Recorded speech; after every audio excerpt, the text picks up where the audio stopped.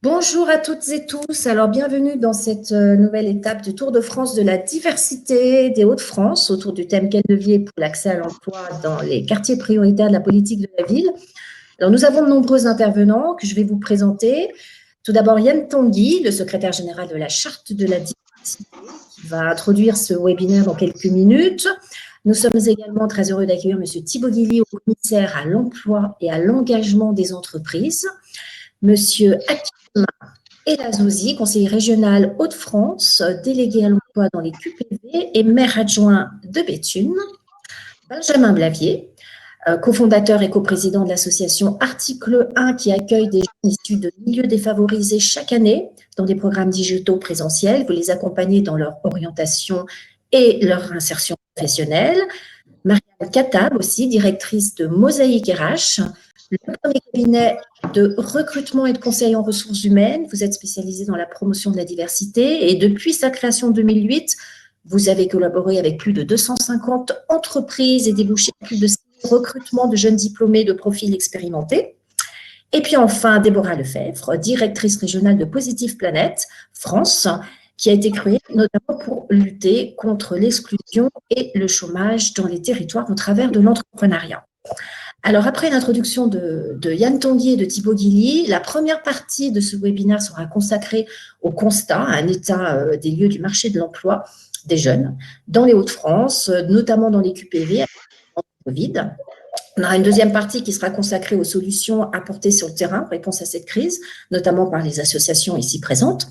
Et puis, la troisième partie, c'est le message que les associations veulent faire passer justement aux entreprises. Alors, on aura un temps de questions-réponses. Vous pourrez voir que sur votre écran à droite, vous avez justement une colonne qui est consacrée aux questions que vous pouvez poser. Alors, comme vous êtes assez nombreux, si on n'a pas le temps de répondre à toutes vos questions, ne vous inquiétez pas, nous, on pourra répondre ultérieurement après le webinaire. Tout ça pour vous dire aussi que webinaire. Traditionnellement, nous avons toujours l'habitude sur les étapes du Tour de France de la diversité d'accueillir de nouveaux signataires. Donc là, on est très heureux d'accueillir la société ADO Service qui va rejoindre, qui va signer la charte de la diversité et qui fera ce webinaire en nous expliquant un peu quel est leur engagement, leur politique diversité et le pourquoi de cette signature de la charte de la diversité.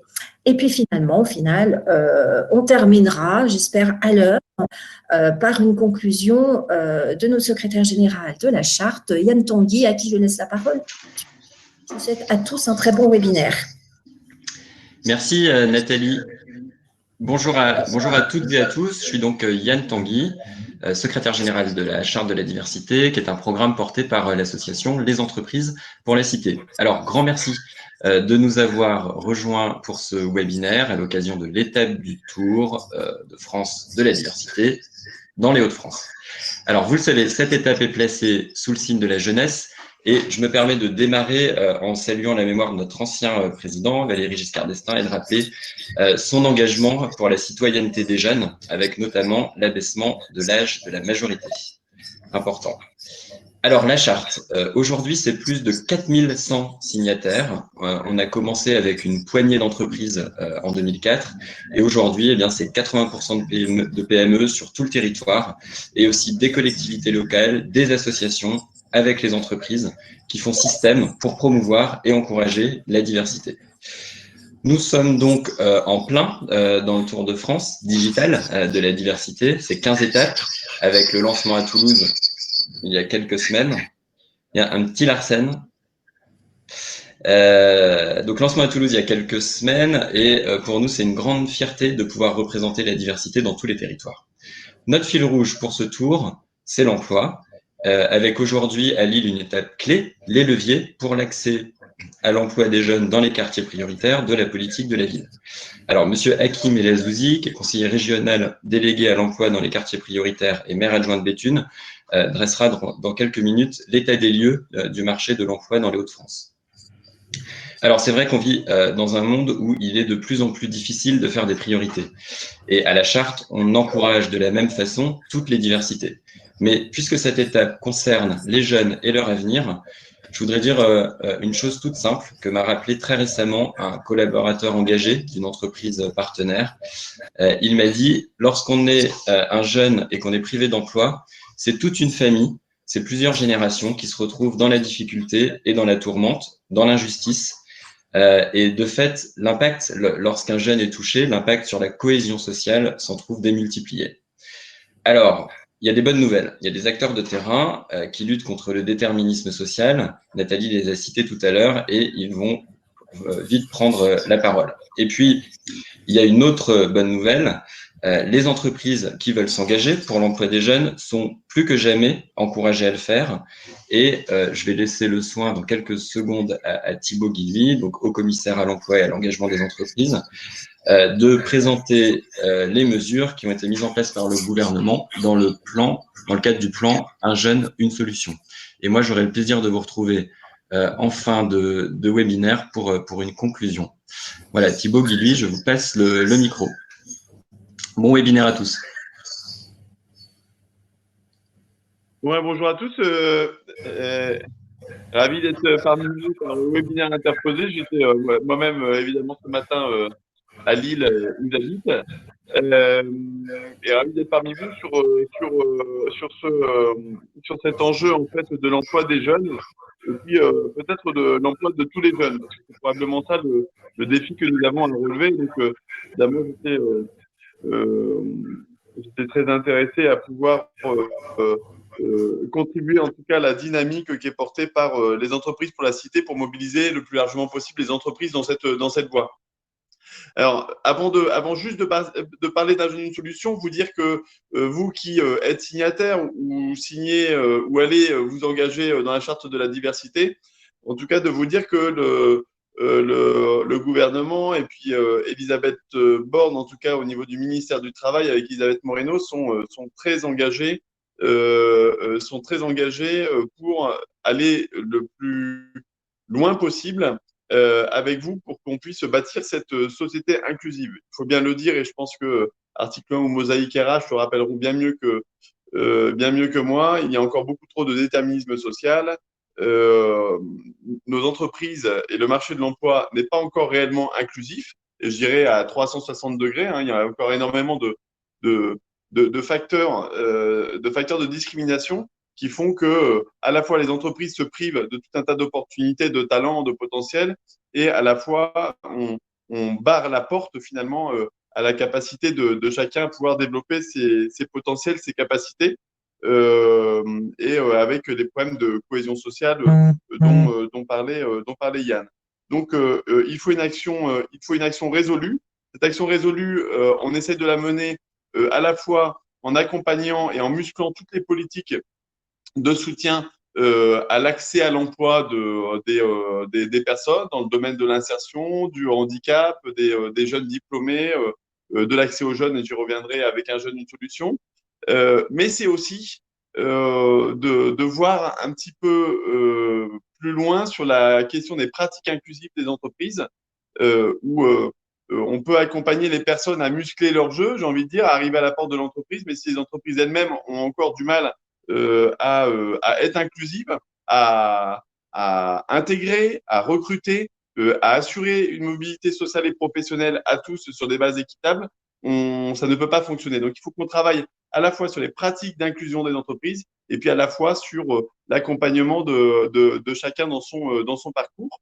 Tout ça pour vous dire que tous les acteurs et toutes les entreprises et tous les employeurs qui vont investir dans l'inclusion seront à la fois soutenus et de plus en plus incités par toute une batterie de mesures sur lesquelles je ne m'attarderai pas aujourd'hui, qui vont monter en puissance pour encourager et inciter le plus fortement possible les entreprises à s'inscrire dans une démarche de mixité, de diversité et de lutte contre les déterminismes.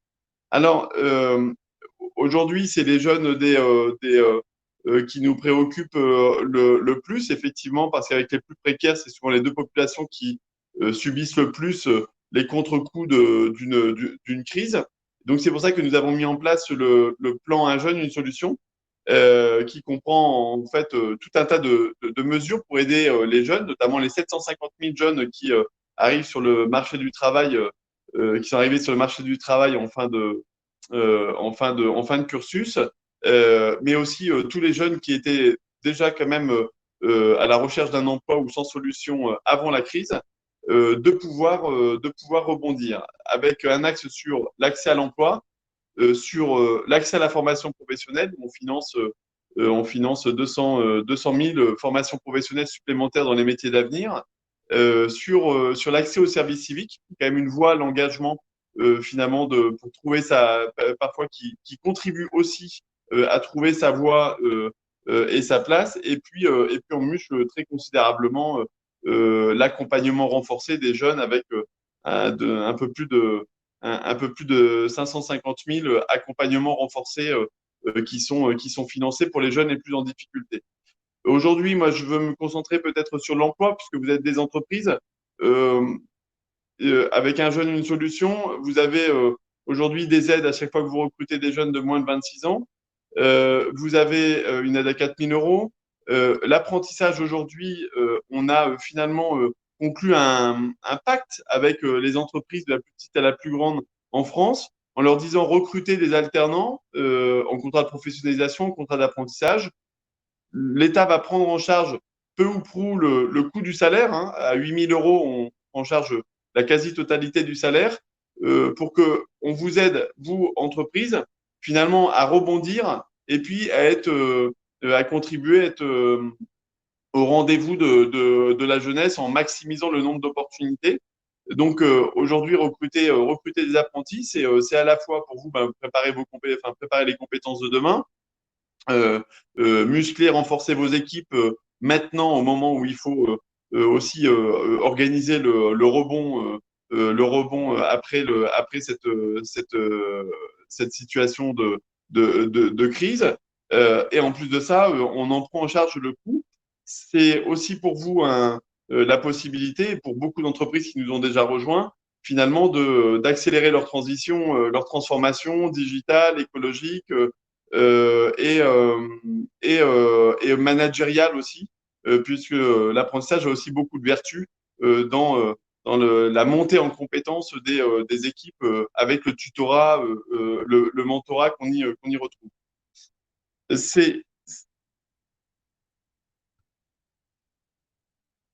C'est bloqué là?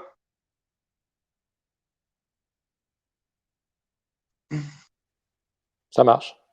Ah, ça marche. Vous étiez tous suivis. Et cet apprentissage, cette alternance, c'est et peut-être que Mosaïque RH et Article 1 le corroboreront, en tout cas je l'espère. Et à mes yeux, je pense aussi un outil qui favorise l'égalité des chances dans l'accès au marché du travail, puisque il ouvre à la fois les portes d'une qualification, d'un diplôme, mais aussi d'une expérience professionnelle, d'un premier réseau professionnel qui est souvent aussi ce qui manque le plus dans l'accès à l'emploi pour les jeunes qui subissent des discriminations. Ces mesures, elles sont faites pour vous, elles sont faciles à activer. On a lancé il y a 10 jours un portail qui connaît un beau succès.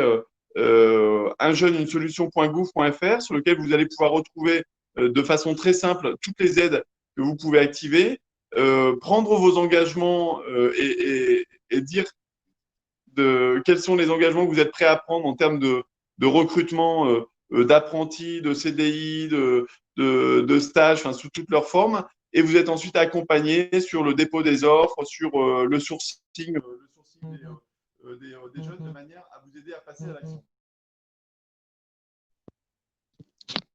Ah, je pense qu'on a un petit souci. Ouais, désolé. Donc ça, je vous invite vraiment à rejoindre ce portail et puis à vous y enregistrer. Et ensuite, vous êtes accompagné à la fois pour obtenir les aides et puis ensuite pour recruter les jeunes. Je terminerai sur un point plus particulier sur les jeunes des QPV et ce que portent Article 1 et Mosaïque RH, c'est le tutorat, le mentorat, l'accompagnement des jeunes de manière générale. Et je pense qu'il nous manque encore quelque chose qui est de faire en sorte que dans les mois qui viennent, dans les années qui viennent, on assure finalement un droit réel au mentorat pour tous, un droit au tutorat pour tous. En tout cas, moi, c'est le rêve que je nous formule communément, de faire en sorte qu'il n'y ait pas un seul jeune de 15, même plus jeune s'il le faut, mais de 15 à 30 ans, c'est l'idée, qui, à n'importe quel moment de son parcours et de sa trajectoire, puisse s'appuyer sur un mentor, un tuteur, soit pour un coup de pouce à un moment donné, pour refaire un CV ou pour préparer un entretien, ou pour avoir un compagnon de route qui va l'aider à le guider dans des durées un petit peu plus longues, comme peuvent le faire Article 1 ou tout un tas d'autres associations. Aujourd'hui, ces initiatives produisent des résultats magnifiques en matière d'égalité des chances. La question maintenant, c'est comment on en accompagne le changement d'échelle pour passer finalement d'une somme d'initiatives à quelque chose qui deviendrait quasiment quelque chose de culturel et d'une évidence. Et qui permettrait, en plus de ça, pour les entreprises que vous êtes, je pense de permettre aux collaborateurs, évidemment, de s'engager dans une rencontre, dans un processus qui est généralement très fertile, à la fois pour les jeunes qui en bénéficient et puis pour l'entreprise. Il me semble que dans les périodes qui viennent et dans les mois et les mois qui vont arriver, on va avoir besoin de beaucoup de fraternité, beaucoup de cohésion sociale et que le fait de s'entraider entre ceux qui sont déjà installés dans l'entreprise, qui connaissent les codes, qui ont ces possibilités-là et tous les jeunes qui ont besoin de trouver leur voie, d'être rassurés, d'être soutenus dans leur chemin, ça serait quelque chose d'assez précieux et c'est en tout cas une des missions sur lesquelles nous allons travailler très très fermement. Nous avons commencé à travailler, nous allons travailler très fermement dans les mois qui viennent. Je sais que beaucoup d'entreprises, des entreprises de la cité sont engagées dans cette voie. Nous allons compter sur finalement les pionniers, ceux qui ont posé un peu ces premiers jalons pour voir comment on peut amplifier les choses et rendre finalement le droit au mentorat totalement universel. Voilà ce que j'avais envie de partager avec vous. Évidemment, dans les Hauts-de-France, je compte sur vous pour que ça se bouge encore plus qu'ailleurs et que ça mette la dynamique pour toutes les autres régions. En tout cas, vous pourrez compter sur mon commissariat et sur le gouvernement pour vous accompagner là-dedans et de façon la plus concrète et déterminée possible. Merci beaucoup. Merci beaucoup. En tout cas, je sais que vous êtes très pris, que vous avez un engagement. Vous avez pris la peine de venir sur ce webinaire et je vous en remercie beaucoup. Donc maintenant, moi, je vais laisser la parole justement pour les Hauts-de-France à Kim Elazouzi, vous en tant que conseiller régional délégué à l'emploi dans les QPV. Quel constat faites-vous actuellement de ce marché de l'emploi pour les jeunes? Les conséquences, on sait qu'il y a eu du Covid sur ce marché de l'emploi. Ok. Vous m'entendez, c'est bon? Parfait. Oui. Ok, Oui. parfait. Merci en tout cas à vous. Merci à vous pour l'organisation de cette journée qui est plus que jamais nécessaire par les temps qui courent. Je peux que m'inscrire de toute façon dans l'introduction qui a été faite par Thibaut et puis par Yann, puisque en effet l'inclusion sur le marché de l'emploi c'est quelque chose qui est déterminant et d'autant plus pour les jeunes et notamment en termes d'inclusion sociale.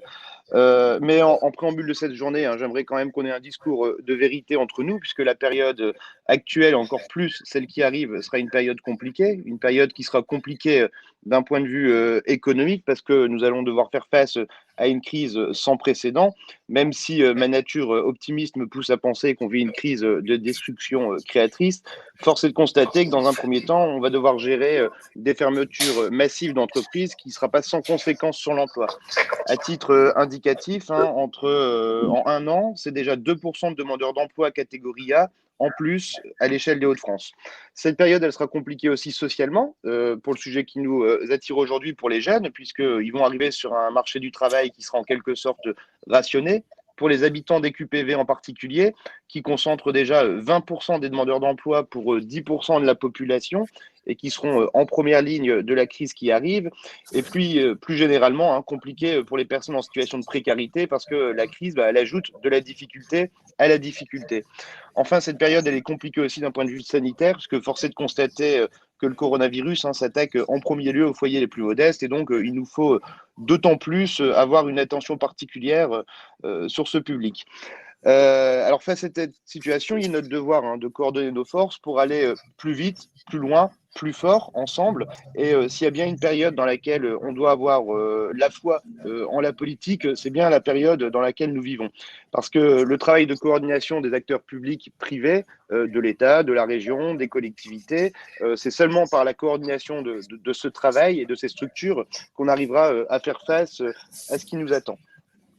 Je vais vous raconter une petite anecdote. Je suis en effet élu à Béthune, mais plus particulièrement, je suis vice-président du CCS de Béthune et à ce titre, je reçois régulièrement des personnes qui sont en situation de difficulté dans mes permanences. Et pas plus tard qu'hier, j'ai reçu un jeune homme en reconnaissance RQTH qui travaille à mi-temps chez Bridgestone, la grande entreprise de pneumatiques qui ferme ses portes au 1er avril et qui, par difficulté, vit actuellement dans sa voiture.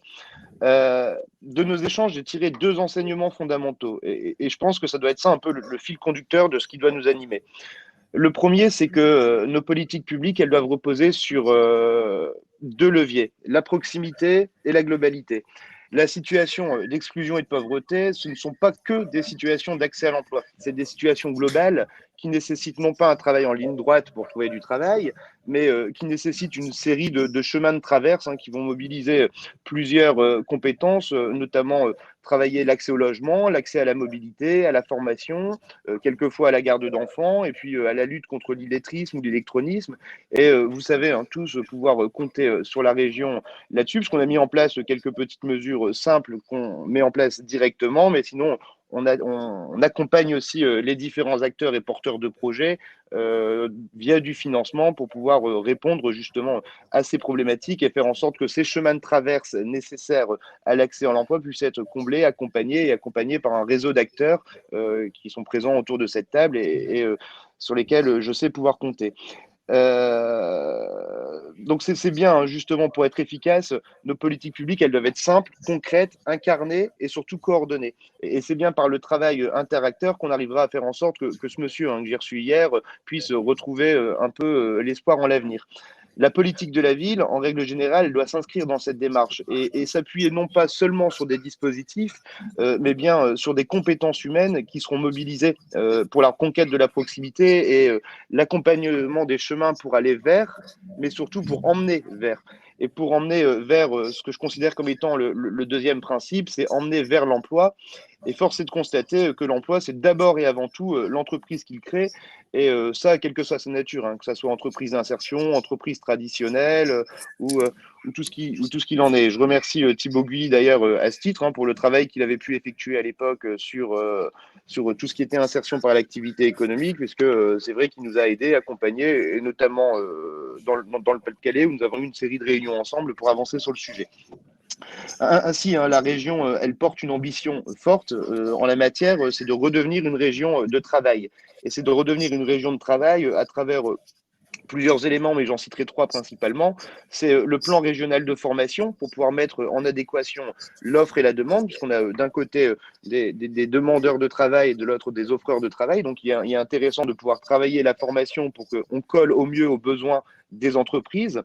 Le deuxième, c'est l'aide à l'embauche, avec la généralisation des emplois francs, notamment pour les habitants des QPV, qui était quelque chose d'attendu et d'important, puisque c'est souvent par cette petite discrimination positive, ce petit coup de pouce qu'on arrive à aller de l'avant. Et puis enfin, le troisième point, c'est l'accompagnement à la création de son emploi via les politiques starter, booster qu'on peut mettre en place à la région pour redevenir une région entreprenante, puisque pendant longtemps, le rêve et l'idéal des habitants de la région était de rentrer dans une grande entreprise, de pouvoir y faire sa carrière, d'évoluer en interne. Mais il y a aussi d'autres chemins et ces chemins peuvent passer aussi par la création d'entreprises et la région sera aux côtés des créateurs et est déjà aux côtés des créateurs pour pouvoir justement accompagner ce chemin.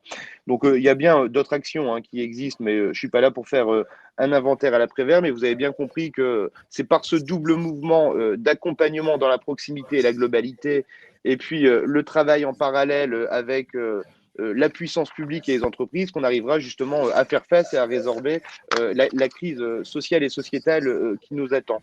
En conclusion, parce que je vais essayer de ne pas faire trop long, on a la chance sur notre territoire d'avoir des acteurs qui sont engagés et je sais pouvoir compter sur leur motivation. On aura tout à l'heure quelques associations qui vont prendre la parole pour présenter ce qu'ils font et je sais qu'ils seront meilleurs que n'importe qui puisqu'ils ont une connaissance fine du terrain.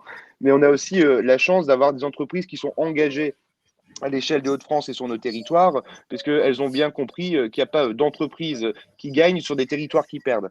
Et donc, à partir de là, c'est par l'articulation un peu de tout ça qu'on arrivera à avancer. Et je tenais à remercier aussi la démarche qui est engagée à travers la charte de la diversité, puisque c'est quelque part une façon symbolique et formelle de pouvoir faire vivre un peu tout ça. Et voilà, c'est vraiment le message que je voulais vous porter aujourd'hui. Et je vous remercie en tout cas de l'invitation. Merci à vous en tout cas, merci beaucoup pour les messages que vous nous avez fait passer. Notamment, on en retiendra que la région des Hauts-de-France a pour ambition de redevenir une région de travail. On vous le souhaite vraiment. Alors effectivement, vous avez parlé des acteurs engagés qui sont sur le terrain et qui ont une connaissance fine de ce terrain. On va leur laisser la parole donc aux 3 acteurs actuellement, à commencer par Déborah Lefebvre de Positive Planète. J'ai présenté tout à l'heure l'association, mais je vous laisse dire 2 mots et puis surtout, quel constat faites-vous actuellement ?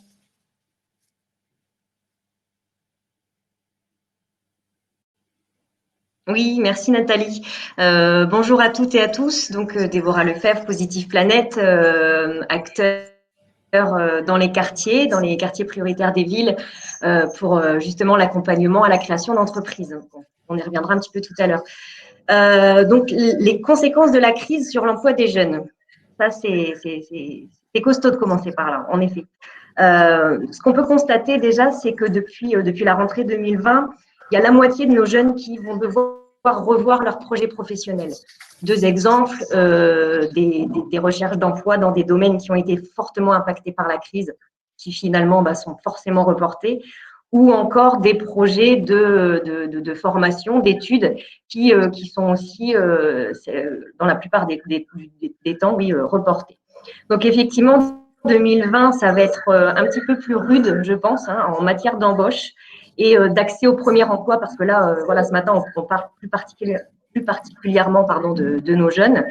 Voilà, l'entrée dans la vie active va être retardée, avec, je pense, un sentiment aussi d'appréhension et de peur face à ce qui est derrière nous et ce qui nous attend aussi.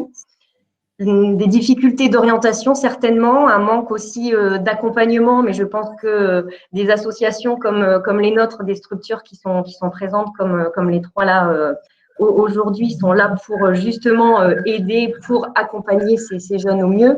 Mais c'est vrai qu'on peut en constater un manque, en tout cas un besoin d'accès à l'information, un besoin d'accès à cet accompagnement, un besoin d'accès aussi au financement.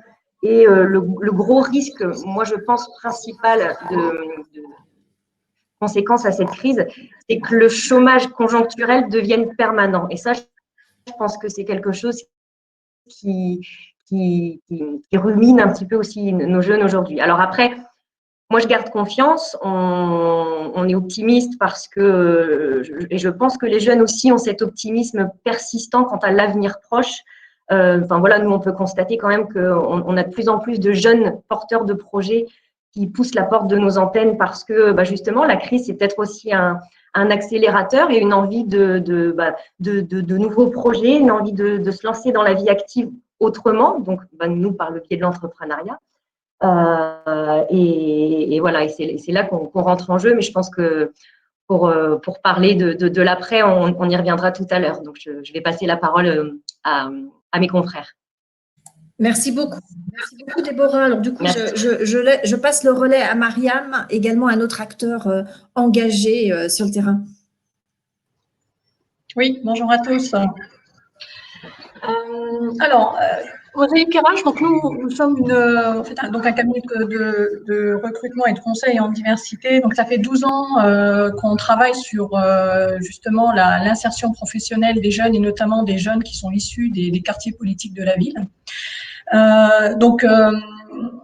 c'est clair que cette période, cette année, on va dire, 2020 est assez exceptionnelle.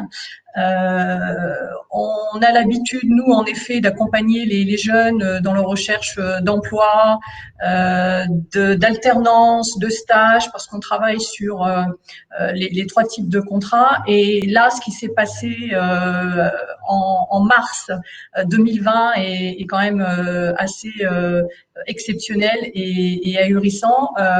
Faut comprendre que le mois de mars, pour nous, c'est une période, on va dire, de rush, puisque c'est le moment où on lance toutes nos campagnes de recrutement d'apprentis.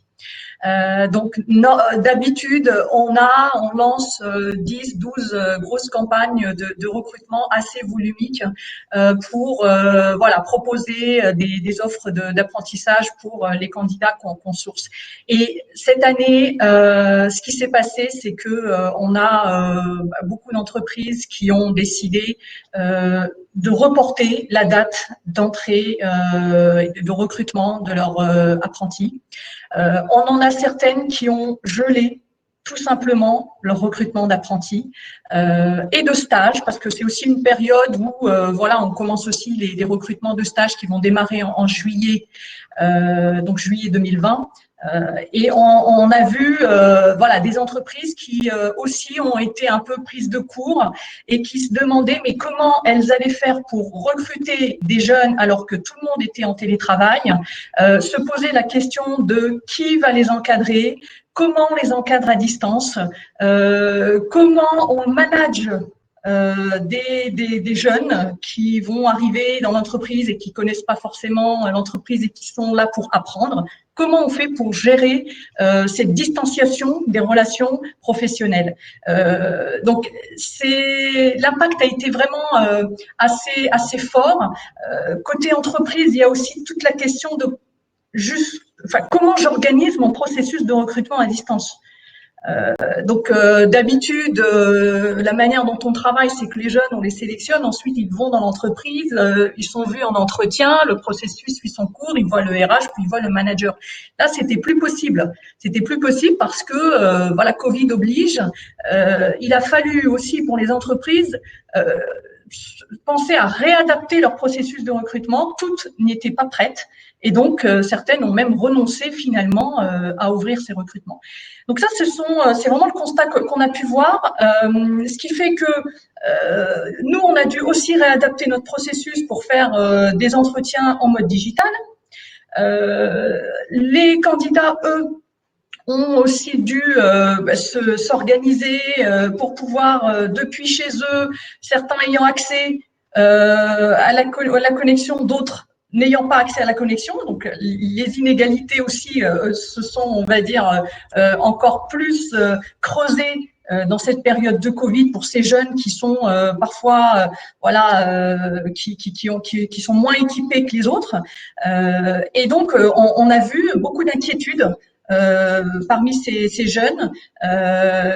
On a passé énormément de temps à faire du coaching, préparer les candidats en ligne pour essayer aussi de leur trouver des solutions pour pouvoir suivre les processus de recrutement tant bien que mal, pour permettre à tous quand même de pouvoir, dans cette période compliquée, continuer à postuler, à faire valoir leur candidature sur les réseaux sociaux, mais aussi voilà, à travers notre travail de mise en relation avec les entreprises.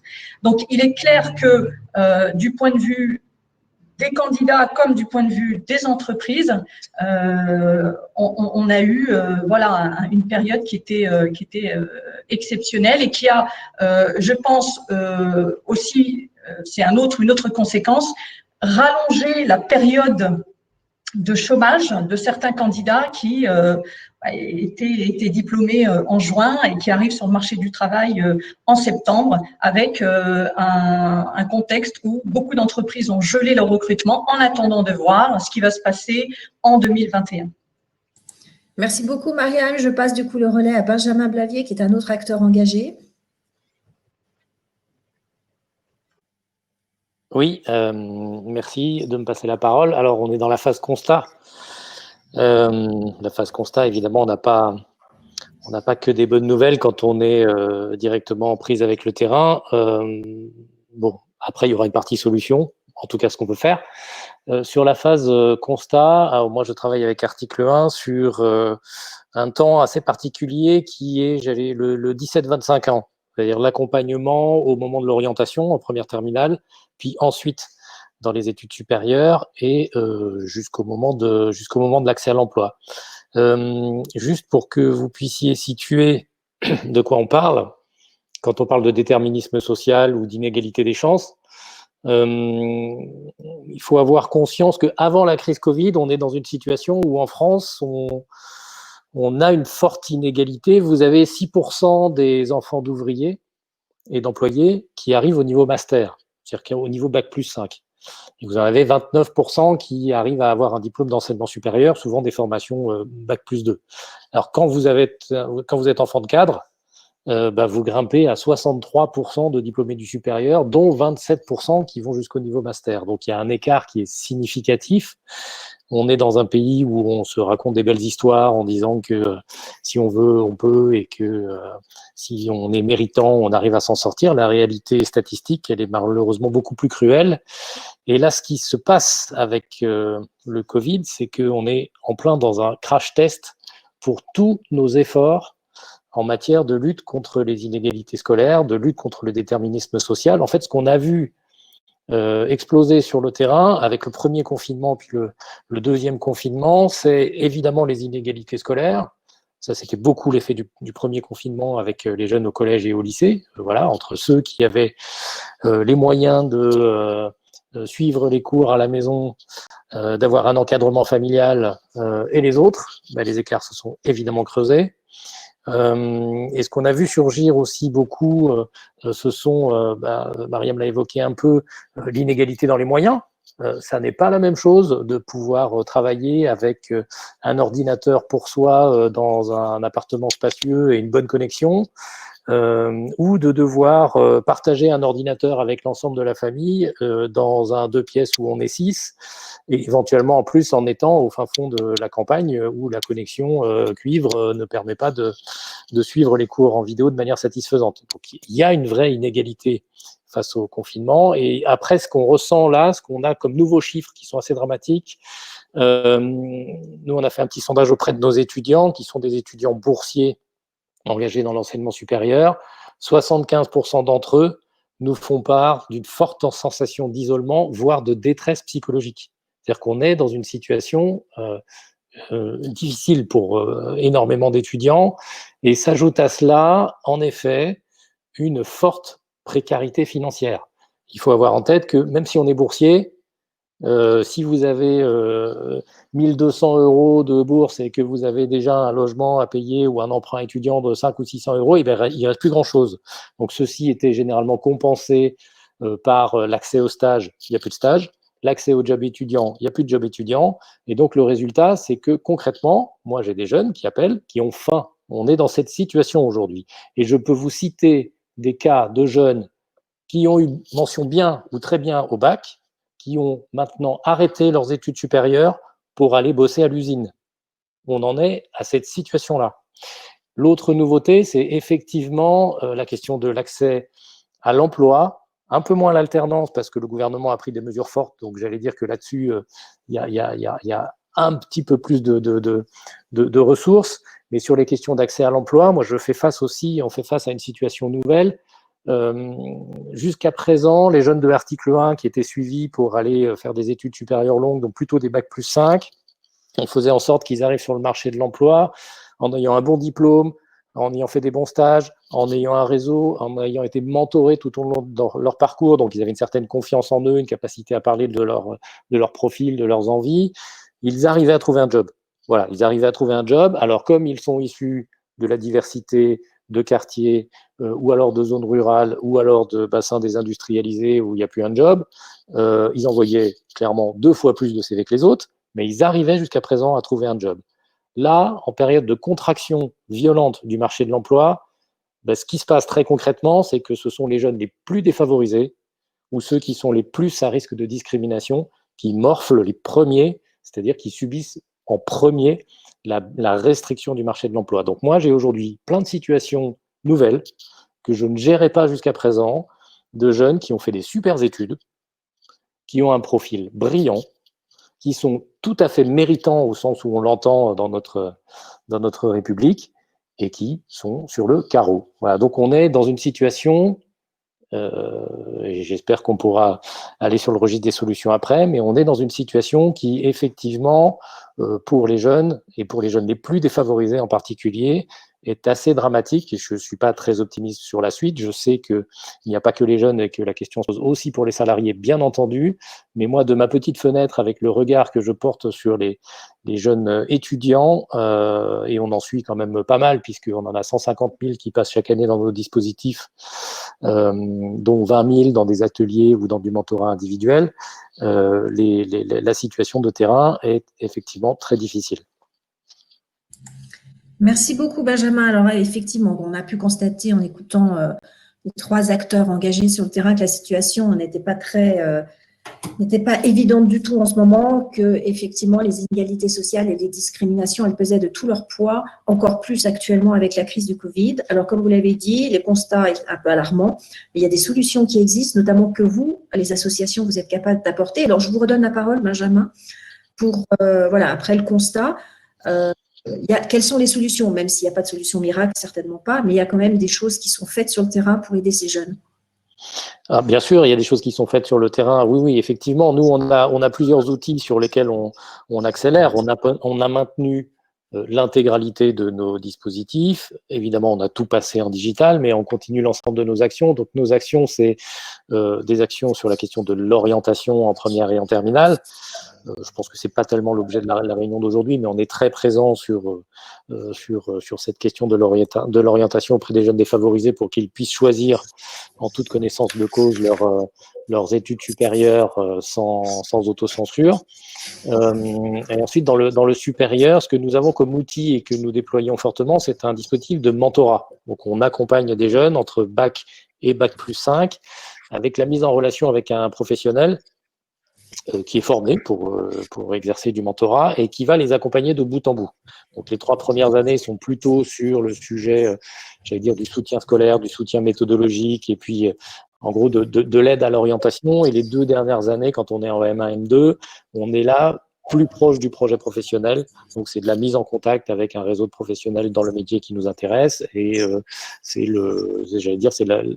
évidemment la recherche de stage et en gros, à la fin, la finalisation qui consiste évidemment à trouver un job. Donc ça, nos dispositifs de mentorat, on les a étendus.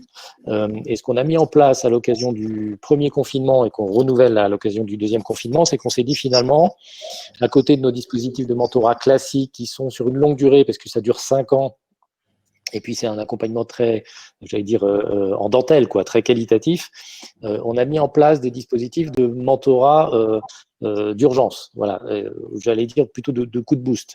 Ce qu'on fait concrètement, c'est qu'on s'adresse aux étudiants en ce moment-là, ceux qui ne vont plus en cours et qui sont dans la situation de détresse que je vous ai décrit, et on leur demande quels sont les sujets sur lesquels vous avez besoin d'un coup de main.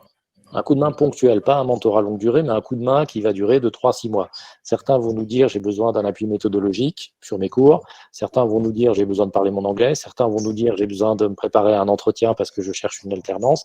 Et certains, évidemment, vont nous dire je suis en recherche d'emploi, j'ai besoin de découverte professionnelle, j'ai besoin d'être accompagné sur cet aspect-là.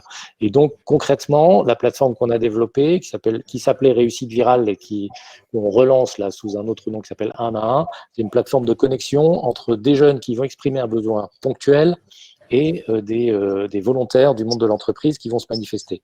On a lancé 3000 binômes pendant le premier confinement et là, on lance 10 000 binômes à partir de janvier sur cette nouvelle configuration avec une plateforme digitale gratuite, accessible à tous, etc. Donc ça, c'est un outil extrêmement concret. On a mis en place de la distribution de matériel informatique avec nos amis de Emmaüs Connect et puis avec d'autres associations. On s'est regroupé, on a réussi à distribuer 15 000 ordinateurs et connexions à des collégiens, lycéens et étudiants défavorisés, sachant que l'éducation nationale a un peu de mal à faire ça. Ils ont un peu peur d'ouvrir la boîte de Pandore et de s'apercevoir qu'en réalité, ce seraient des centaines de milliers de jeunes à qui il faudrait fournir un ordinateur. Donc évidemment, ils n'ont pas forcément ces moyens-là, donc ils ont passé le relais au monde associatif comme nous pour essayer de remonter les besoins.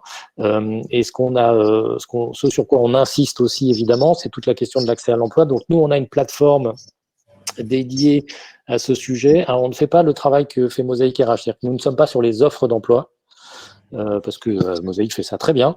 Nous sommes sur un autre sujet qui est le sujet des compétences transversales, c'est-à-dire qu'on apprend aux jeunes à identifier les soft skills qu'ils peuvent avoir en eux, qu'ils peuvent avoir apprises dans des expériences extrascolaires.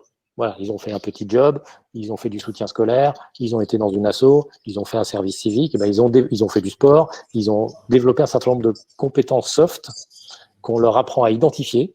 Voilà, ils vont sur une plateforme qui s'appelle jobready.fr et puis ils peuvent identifier leurs soft skills et ensuite ils peuvent aller les raconter à un employeur. Et c'est une manière aussi de montrer à des employeurs que tout ne figure pas sur le CV et qu'il y a un certain nombre de jeunes, même s'ils n'ont pas la formation qui semble cocher toutes les cases, qui peuvent avoir des soft skills extrêmement intéressants pour une entreprise. Voilà, donc c'est une manière très concrète, en période de crise, de donner les codes et les armes à des jeunes défavorisés et puis d'expliquer aux entreprises comment aller capter ces talents qui ne sont pas toujours évidemment faciles à identifier. Donc voilà, on est sur des outils très très concrets de mobilisation et j'allais dire qu'un des aspects positifs de la crise, c'est que finalement, ça nous oblige, nous tous, asso, à repenser nos outils, à repenser nos modèles. On a tout digitalisé, comme tout le monde, évidemment. Mais surtout, il y a un phénomène assez nouveau, c'est qu'il y a un phénomène d'accélération des coalitions.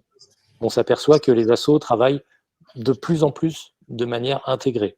Concrètement, Mosaïque RH et Article 1 travaillent de manière plus proche. Je peux vous citer un projet qu'on a déposé à la préfecture à Paris il y a une quinzaine de jours, où pour la première fois, on a combiner notre offre en disant Article 1 va accompagner des jeunes entre Bac et Bac plus 5 sur les stages, sur les soft skills, sur la maturité de leur projet professionnel, et Mosaïque sera au final au moment de la conclusion, c'est-à-dire sur le passage en emploi. Voilà. Et l'alliance de nos forces, c'est quelque chose d'assez nouveau. On est stimulé par la crise pour aller vers ça, et c'est plutôt porteur de valeur.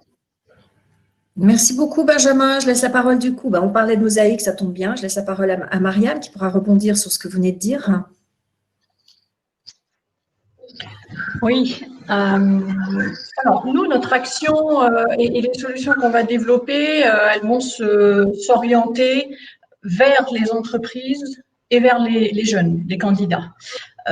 Pourquoi ? Parce que concernant l'entreprise, Thibaut Guilly l'a dit en préambule, Benjamin en a parlé aussi. Ce qu'on constate, et c'est le propre de toute période de crise, c'est qu'il y a aussi un phénomène de repli sur soi. Un repli sur soi, repli sur ses habitudes. Et donc forcément, quand on discute avec les entreprises, voilà, certaines nous disent j'ai tellement de choses à faire, j'ai tellement de choses à gérer que oui, en effet, la diversité, l'inclusion, je dis pas que c'est pas le moment, mais en tout cas, j'ai pas forcément le temps de m'en occuper. Donc, on passe beaucoup de temps à faire un travail d'accompagnement, de conseil, de sensibilisation aussi des entreprises à cette question de l'inclusion et on essaie vraiment de les accompagner un maximum sur la diversification de leur recrutement. C'est vraiment moi, en mars dernier, on a appelé toutes nos entreprises qui avaient des volumes de recrutement d'apprentis en leur disant écoutez, voilà, il faut continuer à recruter et n'oublions pas les candidats issus des quartiers politiques de la ville. On peut vous accompagner à les identifier, à les sélectionner et faire en sorte qu'ils puissent vous rencontrer et voir des offres que vous avez.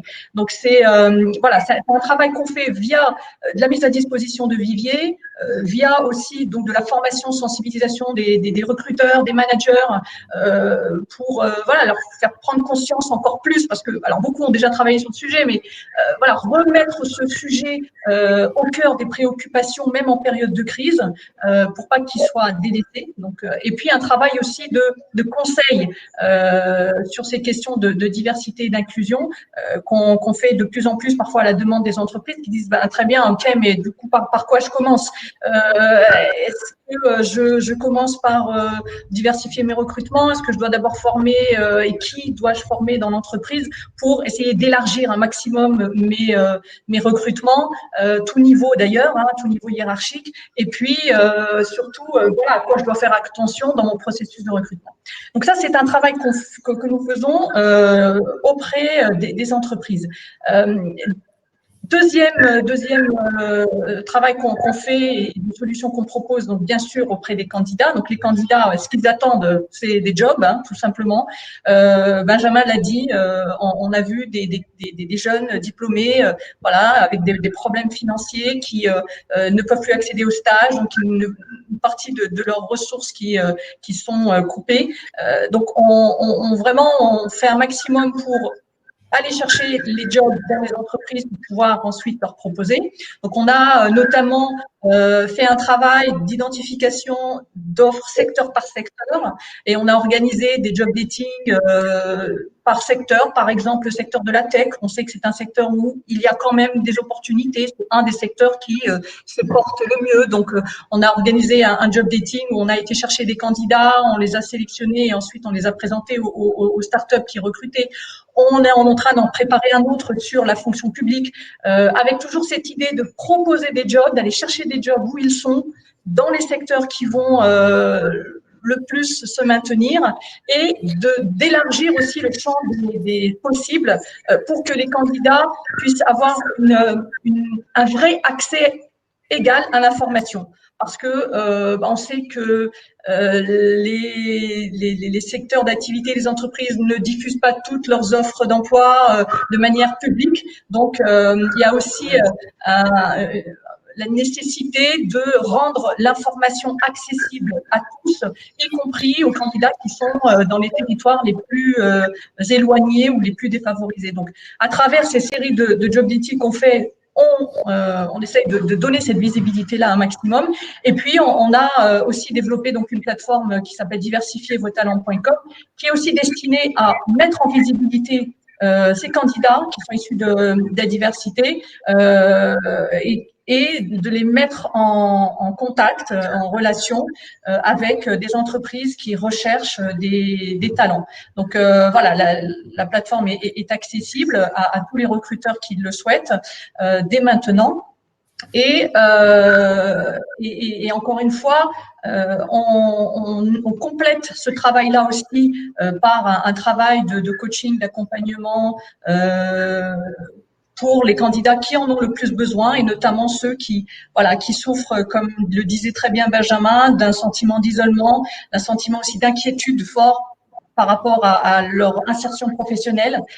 Donc, on a des ateliers qu'on fait tourner également et qui sont organisés par le campus Mosaïque pour faire ce travail d'empowerment et de conseil dans la recherche d'emploi.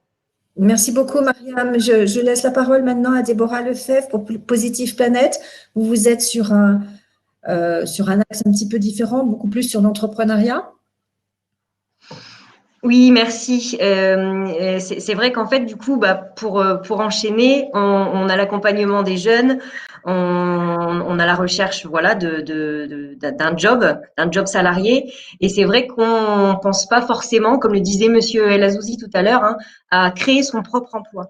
Donc en fait, Positive Planète, c'est voilà, on est là pour accompagner en fait tout porteur de projet dès lors qu'il a une idée, pour l'accompagner au mieux dans l'aboutissement de son projet. Donc pour ça, voilà, nous ça fait un peu plus de 14 ans qu'on existe et on a une quarantaine de lieux d'accueil sur toute la France. Et vraiment, notre cœur de métier, c'est ça, c'est aller promouvoir l'entrepreneuriat comme solution pour prendre en main en fait son avenir, se bâtir un avenir meilleur et créer son propre emploi, son entreprise. Alors pour ça, c'est pas chose facile, hein, créer son entreprise. Et c'est vrai qu'on a donc trois phases dans notre accompagnement qu'on propose. C'est tout d'abord, en fait, c'est cette promotion, cette sensibilisation à l'entrepreneuriat. Parce que c'est vrai que d'une part, on n'y pense pas forcément en option number one. Voilà, c'est pas l'option numéro un généralement qui est promue de créer son entreprise. Donc nous, on est là pour aller planter la graine, en fait. Dire, mais créer mon entreprise, pourquoi pas? Pourquoi pas? Donc, faut y penser. Et il faut surtout se faire accompagner, ne pas rester seul dans son projet. On parlait des jeunes tout à l'heure, Benjamin l'a dit, Mariam l'a répété. C'est vrai qu'il y a un sentiment d'isolement encore plus fort cette année. Donc, le fait de ne pas rester seul avec une idée et un projet, c'est essentiel. Il faut savoir qu'aujourd'hui, il y a un entrepreneur sur 3 qui se fait accompagner. Donc, il en reste 2 sur les 3 qui restent seuls avec son projet et qu'il faut aller chercher parce que c'est bien connu, hein, à plusieurs cerveaux, ça fonctionne mieux généralement et ça permet aussi de s'ouvrir sur d'autres horizons. Donc, voilà, on intervient sur le volet sensibilisation, donc que ce soit avec des partenaires parce que, on le disait aussi tout à l'heure, hein, je pense que Benjamin l'a souligné, la complémentarité, en fait, de nos structures est essentielle et encore plus aujourd'hui parce qu'il existe tout un tas de dispositifs, notamment dans les Hauts-de-France. On a quand même cette richesse, cette offre très, très complète pour notamment nos jeunes, mais pas seulement. Et je pense que plus on travaille ensemble, mieux aussi les bénéficiaires y voient clair. Bref, je ferme cette parenthèse. Mais voilà, donc le but du jeu, c'est vraiment de sensibiliser, de faire des actions, d'aller chercher en fait le porteur de projet par des actions, par des ateliers collectifs, par diverses, voilà. Je ne le détaille pas parce que sinon je vais vraiment dépasser mon temps de parole. Mais voilà, on a la sensibilisation. Une fois qu'on a planté la graine, on a notre cœur de métier qui est vraiment l'accompagnement. Donc l'accompagnement, c'est quoi? Ce sont des conseillers experts en entrepreneuriat qui vont accompagner individuellement, pas à pas, un porteur de projet qui ne va pas forcément se sentir légitime à devenir son propre patron. Je le disais tout à l'heure, en fait, on a, et encore plus maintenant, une espèce d'autocensure à se dire, et notamment dans les quartiers les plus défavorisés, hein, c'est cliché, mais c'est quand même un fait, j'ai pas le modèle au-dessus. Voilà, moi, il y a personne dans mon entourage qui a créé son entreprise, donc voilà, je ne me sens pas légitime. Non, pourquoi j'irai? Et nous, en fait, vraiment, là, notre rôle, c'est non, tu as des compétences dans les mains, tu as un savoir-faire, tu as une idée, on va aller au bout, on va la développer et il n'y a pas de raison. Comme le disait aussi Benjamin tout à l'heure, les soft skills, donc les compétences douces, ça c'est très important parce que voilà, un porteur de projet qui pousse la porte de nos antennes, donc bon, nous, il faut savoir qu'il y a 90% de nos porteurs de projet qui sont demandeurs d'emploi de longue durée, bénéficiaires du RSA ou aussi des jeunes non diplômés ou en tout cas infra-bac. Et du coup, voilà, qui se sentent, qui ont besoin en fait de reprendre confiance en eux. Et je pense qu'il est très important de mettre en avant toutes ces compétences qu'on met en œuvre quand on a un projet de création d'entreprise. Donc voilà, cet accompagnement se fait d'une façon totalement libre dans le temps, c'est-à-dire qu'on peut accompagner quelqu'un avec un projet sur 2 mois, comme 1 an et demi. On ne va pas accompagner de la même façon un jeune qui va venir et qui veut, par exemple, faire du service à la personne, ou un autre jeune qui va avoir un projet d'ouvrir un commerce avec un local, avec une recherche du financement. Forcément, ce ne sont pas les mêmes projets, donc ce n'est pas la même durée. Donc vraiment, en fait, notre atout, c'est d'être complètement libre et de s'adapter aussi aux porteurs de projets qui viennent nous voir. Et encore une fois, de répondre en fait à toutes leurs questions. Vraiment, le but, c'est que voilà, l'accompagnement sert vraiment à ça. C'est ne plus se poser de questions, qu'il n'y ait plus de barrières, qu'il n'y ait plus non plus ces idées reçues qu'on a sur l'entrepreneur. Non, on est là pour gommer tout ça et pour dire c'est forcément possible. Et si ce n'est pas possible, parce qu'on est là aussi quelquefois pour conseiller ou déconseiller, mais après chacun est libre de sa vie. Mais c'est vrai que, et là encore, c'est très important d'avoir un partenariat avec un écosystème local très important parce que notre rôle, ça va être aussi de réorienter au mieux ces jeunes qui viennent nous voir avec un projet auquel ils croient, et fort heureusement d'ailleurs. Mais notre rôle aussi, des fois, c'est de dire attention, c'est peut-être pas le moment, c'est peut-être pas, voilà, pour une raison X ou Y, financière, personnelle, il y a des freins parfois à lever. Et là, notre rôle, il va vraiment être très important dans la réorientation aussi de ces porteurs de projets qui ne vont pas aller au bout de la création d'entreprise. Et pour ceux qui vont aller au bout de la création d'entreprise, on intervient donc sur une troisième, on propose en tout cas une troisième solution et qui se développe de plus en plus, et notamment dans les Hauts-de-France sur nos antennes. C'est un club de positiveurs. Les positiveurs, en fait, sont nos entrepreneurs. C'est les entrepreneurs qui sont accompagnés par Positive Planet. Et nos positiveurs, en fait, ont créé finalement leur propre réseau. Et notre but, en fait, c'est de les rassembler lors d'événements, du networking, en soirée, en petit déjeuner, en déjeuner, peu importe, pour leur permettre de réseauter, de se faire connaître, de partager aussi ce qui va bien, ce qui va pas bien, partager les bons plans et surtout, voilà, se faire connaître et communiquer un maximum sur leurs activités.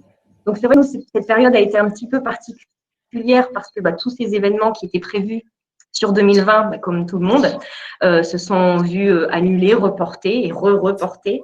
Donc, c'est vrai qu'on a pu assez vite s'adapter, comme tout le monde, pas le choix, avec le distanciel, avec une petite appréhension, parce que c'est vrai qu'on n'a pas l'habitude d'accompagner à distance, que ce soit par téléphone ou avec les outils de visio. Mais finalement, en fait, on a été surpris dans le bon sens, parce que je pense qu'il y avait aussi un réel besoin de l'autre côté, c'est-à-dire des porteurs de projets qui se sentaient isolés, ou même des entrepreneurs qui venaient de se lancer et qui se retrouvent dans une crise sanitaire jamais vue, à devoir fermer, à devoir faire face à devoir mettre au chômage technique leurs salariés. Et c'est vrai que là, il y a eu vraiment un réel besoin aussi de soutien. Alors, évidemment, technique sur des questions, des aides à mobiliser. Donc, évidemment, on était là. Mais aussi et surtout, je pense, un soutien humain, une écoute, en fait. Parce que voilà, il y avait quand même une détresse quand, au mois de mars, c'est tombé, voilà, surtout pour les jeunes entrepreneurs qui venaient de se lancer. Mais voilà, l'accompagnement à distance s'est maintenu, il se maintient toujours aujourd'hui. Et puis, on arrive quand même à se rassembler, comme là ce matin, grâce à des outils qu'on n'utilisait pas forcément, ou alors un petit peu moins, ne serait-ce que l'année dernière. Donc voilà ce qu'on propose. Et pour terminer, enfin voilà, on essaye de compléter aussi nos offres pour toujours tirer vers le haut aussi nos porteurs de projets par le biais de formations qui sont certifiantes, parce que ça, c'est très important aussi, comme je disais tout à l'heure. 75% de nos jeunes sont de niveau infra-bac, qui viennent pour créer leur entreprise. Et c'est vrai qu'au bout d'un moment, c'est très important aussi pour eux de se former et d'avoir une reconnaissance sur cette formation. Donc, c'est quelque chose aussi qu'on peut proposer. Merci beaucoup, Déborah. J'avais une troisième partie qui était consacrée à le message que vous pouvez faire passer, vous, les acteurs de terrain, aux entreprises. Je vous laisse prendre la parole chacun à votre tour. Par contre, on va être obligé peut-être de réduire un petit peu, de faire un peu plus vite que prévu parce qu'on a pris beaucoup de retard sur l'organisation de ce webinaire. Donc, je ne sais pas, Benjamin, en premier, quel est le message que vous voulez faire passer aux entreprises ? Alors, le message que je voudrais faire passer, c'est que vous avez entendu Thibaut. Je ne sais pas s'il est toujours parmi nous, mais je le signale puisqu'il est aussi le régional de l'étape. On a quand même une chance formidable d'avoir un garçon comme Thibaut dans cette équipe gouvernementale parce qu'il connaît la réalité du terrain et je sais à quel point il essaye de faire bouger les lignes pour faire avancer nos actions. Le résultat, c'est que l'État se bouge, les collectivités se bougent aussi, mais à un moment, ni Thibaut ni les collectivités ne sont là pour signer le contrat de travail ou pour faire du mentorat et passer du temps et consacrer quelques heures à faire du mentorat auprès de jeunes, parce que le moment de l'accès à l'emploi, ça se prépare très en amont. C'est au moins 5 ans avant qu'il faut commencer à le préparer, notamment via du mentorat.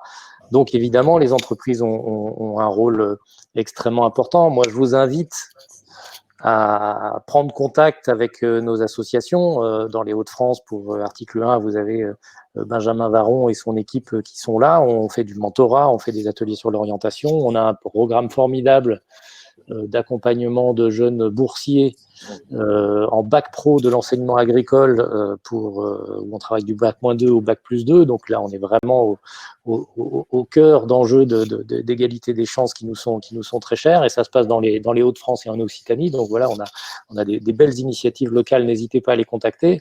Moi, pour finir, ce que je vous dirais, c'est qu'en fait, voilà, l'État nous fournit des outils, mais c'est la mobilisation entre les associations et les entreprises qui va changer la donne, ou pas. Et moi, je vous renvoie vers une tribune qu'on a signée avec Mosaïque RH, avec des entreprises, avec d'autres. C'était au mois de juin, mais ça reste malheureusement d'actualité. On avait appelé ça l'inclusion ou l'explosion. Et c'est vraiment notre conviction. C'est-à-dire, si on n'arrive pas à travailler et à maintenir la priorité sur l'inclusion de notre jeunesse, on va vers une explosion. Moi, je suis désolé, je ne veux pas jouer avec les peurs, mais je ne vois pas d'autres mots. On ne peut pas vivre dans un pays où l'espoir d'une bonne partie de la jeunesse et de leurs parents est miné, qu'il s'agisse de jeunes de milieux ruraux, de jeunes de QPV ou de jeunes de bassins désindustrialisés. C'est juste pas possible de faire ce pari-là.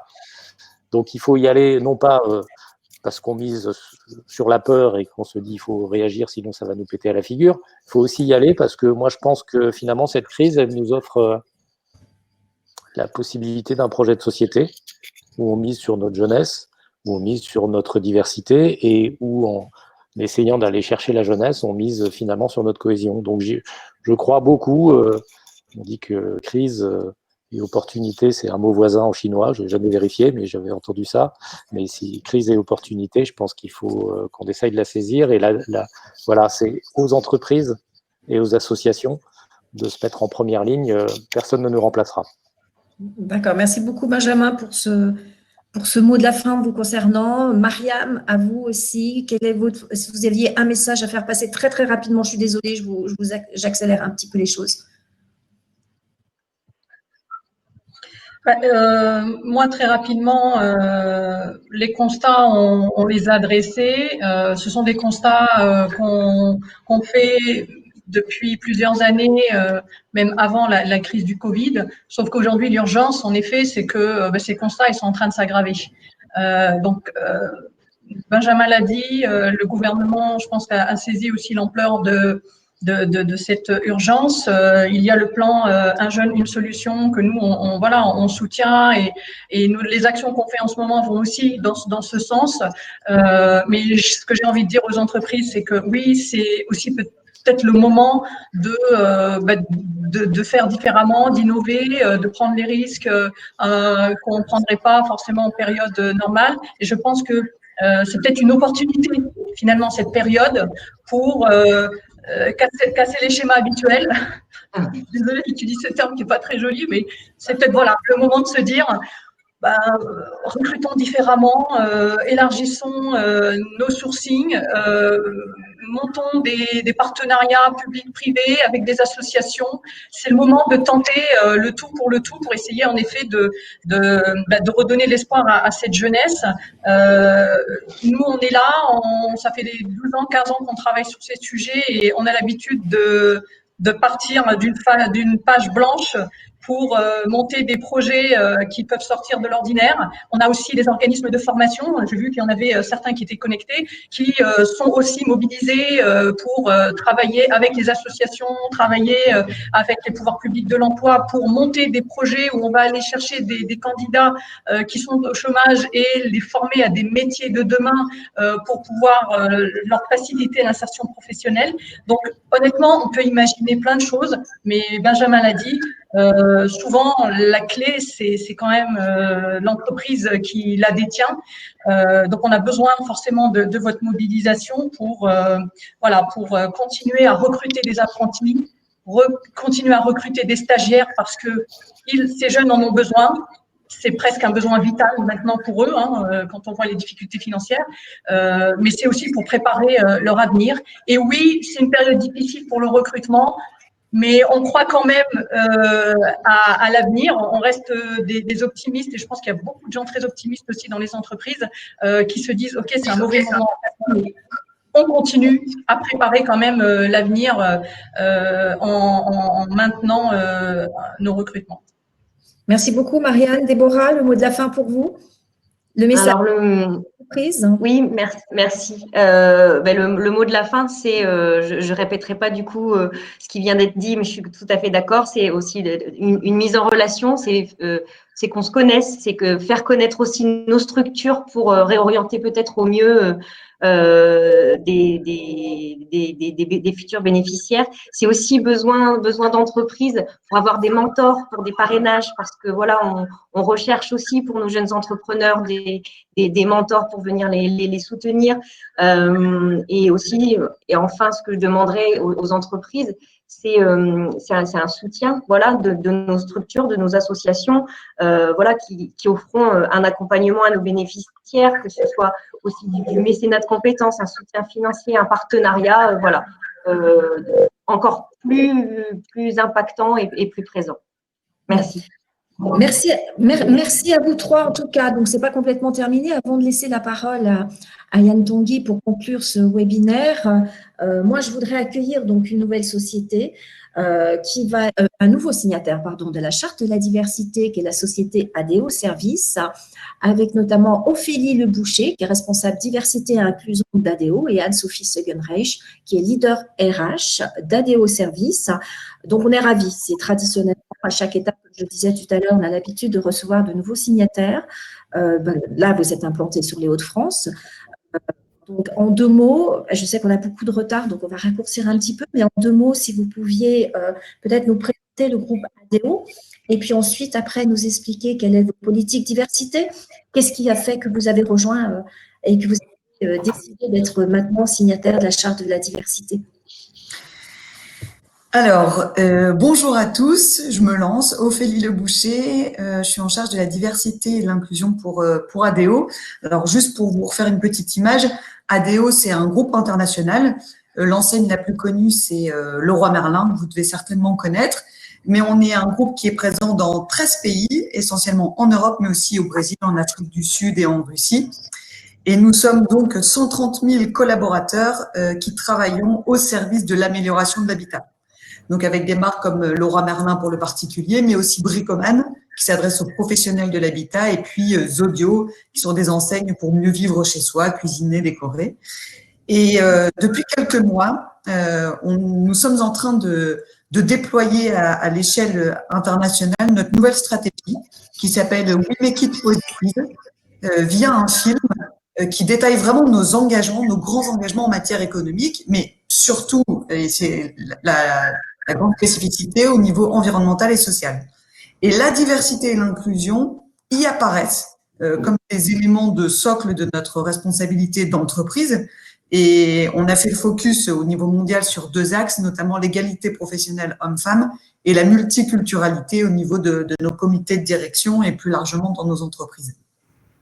Alors, je vais zoomer plus particulièrement sur ADO Service. Bonjour à tous, donc Anne-Sophie Segenreich, leader RH ADO Service. ADO Service, pour faire simple, on va dire que c'est les services internes d'ADO au niveau mondial. On accompagne en fait les différentes business units dans le monde pour contribuer à faire vivre la raison d'être d'ADO qui est d'être utile aux habitants du monde. En fait, il y a 1300 collaborateurs qui travaillent près de Lille, à Ronchin, et on est vraiment dans un environnement multiculturel. On a environ 10% des collaborateurs d'une nationalité autre que française. Et on y reviendra, on a vraiment une culture qui met l'humain au cœur de l'entreprise. Et voilà, on est ravis aujourd'hui à ADO Service de rejoindre Leroy Merlin France et Leroy Merlin Espagne, qui sont déjà signataires de la charte de la diversité. Merci beaucoup. Alors, au niveau de vos engagements, de vos politiques diversité, vous m'avez expliqué que vous aviez des petits focus, égalité pro, handicap. Voilà, quelles sont les grandes lignes de votre politique diversité actuellement? Alors, avant de répondre à cette question, je vais vous donner juste quelques éléments pour vous dire combien ça fait sens qu'on soit présent aujourd'hui. Et plutôt que de parler de politique de diversité, j'ai envie de vous parler de ce qui fait la singularité d'ADO, c'est le fait qu'en fait, on accompagne chaque collaborateur pour devenir un leader, pour être utile à soi, pour être utile aux autres et pour être utile au monde. Ça veut dire quoi être un leader à ADO? Ça veut dire être authentique, ça veut dire être ouvert sur les autres et sur le monde. Ça veut dire agir en interdépendance et ça veut dire avoir un impact positif là où on agit. Il y a d'ailleurs on a un modèle de leadership et il y a un levier du modèle de leadership qui est « j'accueille l'autre dans sa diversité ». Tout ça pour vous dire combien les enjeux d'inclusion, de diversité sont vraiment au cœur de notre culture d'entreprise. Et pour être impactant sur le sujet, on a choisi 2 leviers prioritaires qui sont l'action sur l'égalité homme-femme et aussi l'engagement par rapport à l'intégration des personnes en situation de handicap. On vient de finaliser un diagnostic avec l'AGFIP sur le handicap en partenariat aussi avec Laurent Merlin France et on engage maintenant des actions concrètes à travers un plan d'action. Et puis, on met aussi beaucoup l'accent, et j'en ai entendu parler aussi, sur la sensibilisation et la formation des équipes sur la diversité. Il y a beaucoup de schémas mentaux, il y a beaucoup de croyances limitantes sur le sujet encore. Merci beaucoup. Ah, j'ai un petit écho. Voilà. Alors, quand on avait préparé ce webinaire, vous m'aviez parlé toutes les deux, notamment de ce qui vous paraissait important avant de mettre en place une politique diversité, c'était surtout de la sensibilisation des collaborateurs et des managers. Je ne sais pas quelles sont les actions concrètes que vous souhaitez mettre en place prochainement. Ophélie, Ophélie ou Anne-Sophie. Ophélie, le micro était coupé. Alors effectivement, on a très récemment co-construit un atelier qu'on a intitulé Inclusion et Leadership, donc qui s'inscrit vraiment dans cette démarche de déploiement de notre nouveau modèle de leadership et qui a pour objectif de sensibiliser nos comités de direction et nos managers dans un premier temps, et puis qui aura vocation à toucher l'ensemble de nos collaborateurs, notamment aux stéréotypes et aux biens conscients. Parce qu'on se rend bien compte aujourd'hui que les stéréotypes et biens conscients sont un peu les premiers freins à la diversité et qu'en plus d'avoir des actions spécifiques sur l'égalité professionnelle homme-femme, le handicap, on est obligé de travailler sur un changement culturel de fond, des mentalités, des stéréotypes. Et donc, c'est vraiment un atelier qui a pour vocation de toucher l'ensemble de nos collaborateurs dans nos entreprises pour prendre conscience et accompagner justement cette diversité et l'inclusion qui est quand même l'objectif final. Merci infiniment. Alors, pour conclure, merci en tout cas, on est ravis en tout cas de vous accueillir comme nouveau signataire. Anne-Sophie, si vous aviez un mot, ou Ophélie, ou toutes les deux, un mot pour parler de diversité, ce serait quoi un mot, une phrase? Alors moi, initialement, j'aurais dit le mot singularité, mais en écoutant ce que j'ai entendu depuis 2 heures, je vais mettre le mot urgence.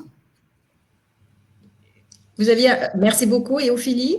Et urgence, c'est du coup, pareil, qui rejoint un peu les interventions de chacun, la complémentarité. Je pense qu'on a tout pour la jouer et qu'ensemble, on peut faire des belles choses. Écoutez, merci à tous. Merci en tout cas à ADO. Merci aux différents partenaires. J'ai vu qu'il y avait eu quelques questions qui avaient été posées, mais vous y avez répondu pendant les interventions. Donc, c'est bien, on a pu gagner un peu de temps. Et maintenant, je laisse la parole à Yann qui va conclure ce webinaire. Merci Nathalie, merci Ophélie et Anne-Sophie aussi de rejoindre les signataires de la charte. C'est vrai que j'ai eu le plaisir d'effectuer une signature aussi avec Thomas Bourré pour Leroy Merlin il y a quelques jours. C'est vraiment super. Alors, en conclusion, toute petite conclusion parce qu'on a pris un peu de retard. Vous avez entendu les constats sur l'emploi des jeunes font vraiment froid dans le dos au petit matin comme ça. Et je voudrais quand même remercier les intervenants de nous les avoir livrés ainsi et sans pudeur parce que, à mon sens, ça permet aujourd'hui une prise de conscience, je crois, sans précédent sur le défi de l'emploi des jeunes.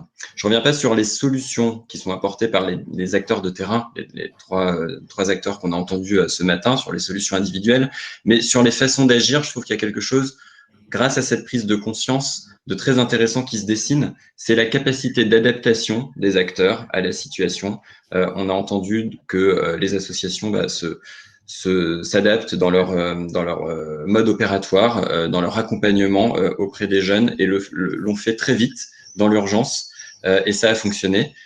Et ce qu'on a beaucoup entendu, et ça vient d'être rappelé à l'instant, c'est les logiques de complémentarité sur ce thème qu'on appelle de nos voeux depuis très longtemps. L'emploi des jeunes, c'est un thème permanent dans les politiques publiques, pour les acteurs de terrain. Ça fait longtemps que Positive Planète, Mosaïque RH et Article 1 agissent pour les jeunes. Mais je trouve que c'est intéressant de voir qu'aujourd'hui, sur cette question de la complémentarité dont on parle beaucoup, il y a enfin, je crois, vraiment un passage à l'action. Le fait que ces acteurs aujourd'hui interviennent ensemble et montrent à quel point leurs solutions sont complémentaires, c'est un très bon signal. Le fait que des élus hauts commissaires nous rejoignent pour ce webinaire et démontrent aussi dans quelle mesure ils s'inscrivent dans cette complémentarité, c'est un très très bon signal également. On a les acteurs de terrain qui préparent les candidats, qui accompagnent les jeunes, et puis l'État qui mobilise un plan, on peut dire sans précédent, pour aider les entreprises à recruter des jeunes. Alors cette coordination, cette complémentarité, la mettre en œuvre et la donner à voir, c'est vraiment tout le sens de notre travail aux entreprises pour la cité. Et c'était tout l'esprit de ce webinaire. Et donc, je remercie vraiment tous les intervenants et ADO et bien sûr les personnes qui nous ont écoutés ce matin pour cela. Voilà, merci à tous. Très bonne journée, pleine de diversité. Et à bientôt.